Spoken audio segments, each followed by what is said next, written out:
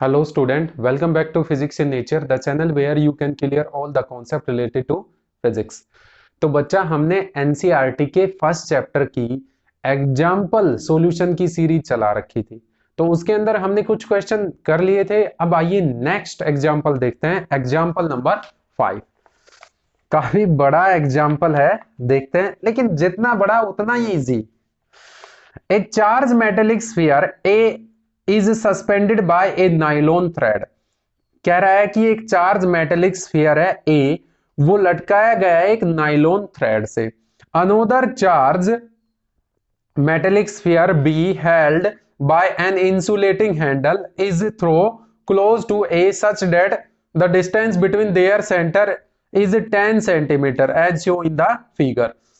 कह रहा है कि एक दूसरा चार्ज मेटेलिक स्फीयर है B, held by an insulating handle, मतलब उसको पकड़ा गया है, बी मेटेलिक जो स्फीयर है चार्ज, उसको पकड़ा गया है एक हैंडल से, इंसुलेटिंग हैंडल के थ्रू पकड़ा गया है और ए के पास लेके जाया जाता है। और कितनी पास लेके जाया जाता है ताकि ए और बी के सेंटर की डिस्टेंस कितनी रहे, 10 सेंटीमीटर। मतलब सिंपली बोला जाए ए और बी के सेंटर के बीच की जो सेपरेशन है वो कितनी है, 10 सेंटीमीटर दे रखी है। इतना नजदीक लेके आया जाता है किसको, बी मेटेलिक स्फीयर को। The resulting repulsion of A is noted for example bye signing a beam of light and measuring deflection of its shadow on screen.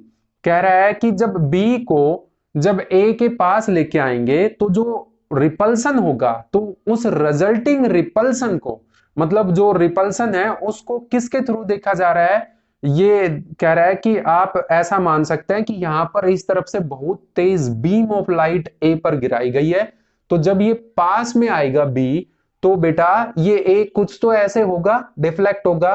तो ए की शैडो इस तरफ कोई स्क्रीन मान लीजिए, ए की शैडो कुछ ना कुछ क्या होगी, डेविएट होगी।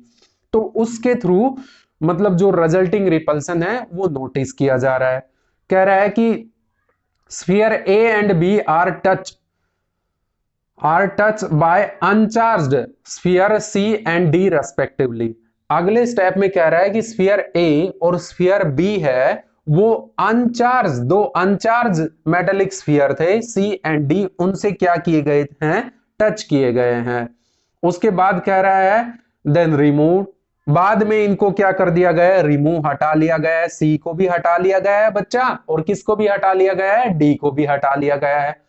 उसके बाद कह रहा है and B is brought closer to A, और बी को ए के क्लोजर मतलब पास लेके आया जाता है बी के, to a distance 5 centimetre between their centre. और कितना पास लेके आया जाता है ताकि ए जो स्फीयर ए है और स्फीयर बी है उनके सेंटर के बीच की डिस्टेंस कितनी रहे बच्चा, 5 सेंटीमीटर। उसके बाद कह रहा है as show in the figure, जैसा कि आप फिगर के अंदर देख पा रहे हैं। कह रहा है कि what is the expected repulsion of A on the basis of Coulomb's law. तो जब इस सिचुएशन में ए पर कितना रिपल्सिव फोर्स लगेगा, ए पर जो रिपल्सिव फोर्स है वो कितना लगेगा, किसका यूज करते हुए बताइए, कूलम्ब्स लॉ का यूज करते हुए। ठीक है, on the basis of Coulomb's law sphere A B A C and sphere B and D have identical size. Sphere A और स्फीयर सी आइडेंटिकल साइज के हैं और स्फीयर बी और स्फीयर डी क्या है, आइडेंटिकल साइज के हैं। Ignore the size of A and B in comparison to the separation between the centre. मतलब इनको आप ये कह रहा है कि स्फीयर का जो साइज है, इनको स्फीयर के साइज को इनके बीच जो सेपरेशन है उससे इग्नोर कर दीजिए। कहने का मतलब ये बोलना चाह रहा है लास्ट में कि ये वेरी स्मॉल साइज के स्फीयर हैं। ठीक है, तो अब मैं शॉर्ट में बताता हूं बेटा इसमें क्या करना है आपको। देखिए, अब देखिए भी हमारे पास एक स्फीयर ये है, दूसरा स्फीयर ये है।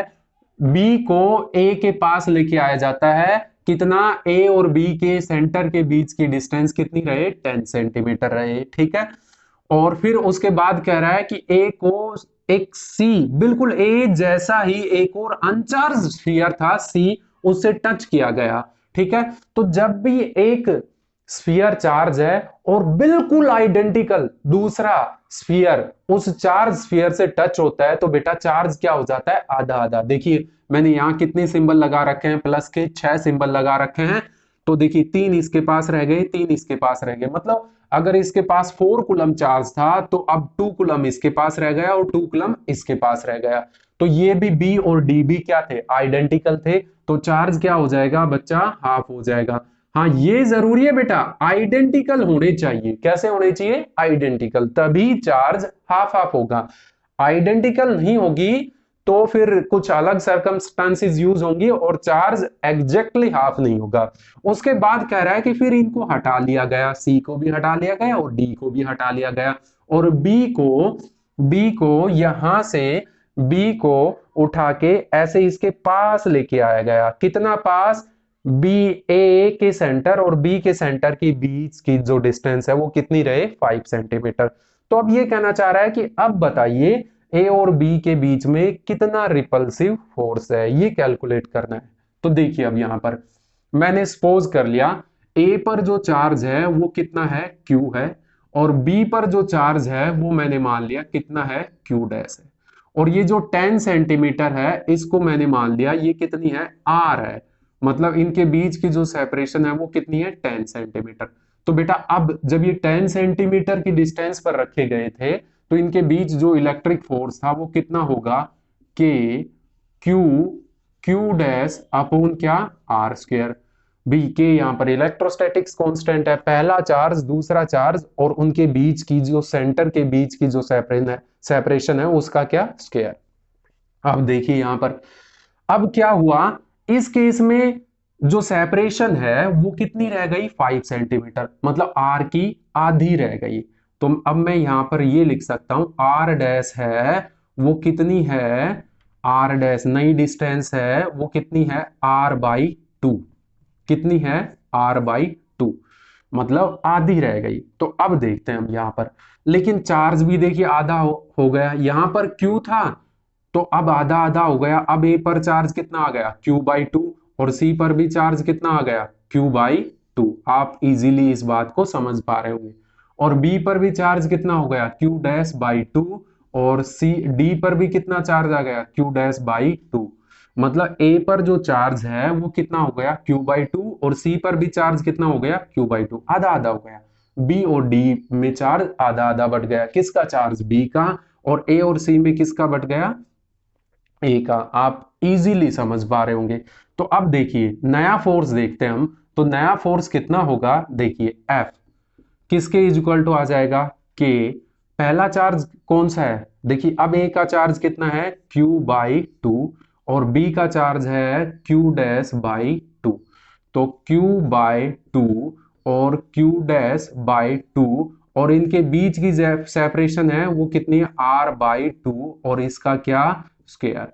तो जब हम इसको सोल्व करेंगे बच्चा इस फोर्स को, तो ये एफ किसके इक्वल टू आ जाएगा, ये आ जाएगा के q q dash upon r square. देखिए नीचे 4 और ये भी 4, 4 से 4 क्या हो जाएगा, कैंसिल। तो इसका मतलब ये हुआ बच्चा कि अभी भी जब 5 सेंटीमीटर की सेपरेशन पर रखे गए हैं तो भी इनके बीच जो फोर्स है जितना 10 पे था उतना ही लग रहा है, मतलब सेम मैग्नीट्यूड में फोर्स ऑफ जो रिपल्सन है वो लग रहा है। आई होप आपको ये क्वेश्चन समझ में आया होगा।